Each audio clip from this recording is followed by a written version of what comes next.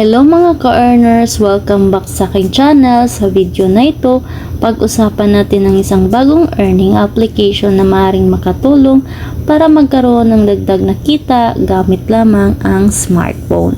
So, ang pag-usapan natin ngayon itong si Honey App. Si Honey App ay isang earning application. Bago pa lang ito, parang this month lang ata. So, dito, pag-open mo pa lang, gamit yung Gmail account mo, makikita mo na yung naka-hot room at saka yung room mo. So, dito guys, hindi mo na kailangan mo po sa ibang panel. At dito sa may makikita mo yung income mo or agency center at saka dito mo yun makikita yung tasking mo.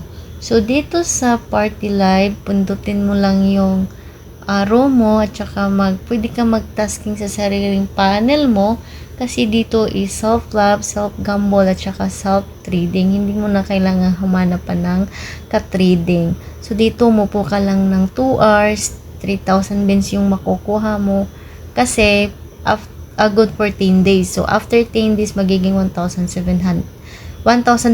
na lang. So hindi na yan masama sa isang application.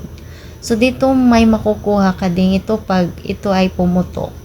Random makukuha mo dito. May coins, may gap, may avatar, tsaka may entry.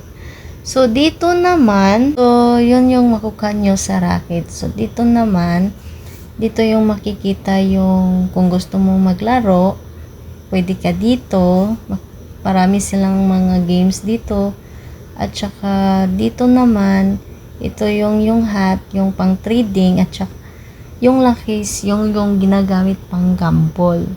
So yung mga ano nila dito sobrang cute. Nakadepende na yan sa inyo kung gusto nyong magsugal, mag-gamble.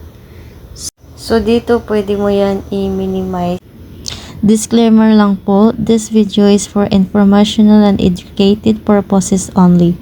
Earnings are not guaranteed and may vary depending on effort, tasks, and individual results. Please do your own research before joining any earnings app and never invest money you cannot afford to lose. So, dito makikita mo yung income mo tsaka yung agency center or host center nakalagay.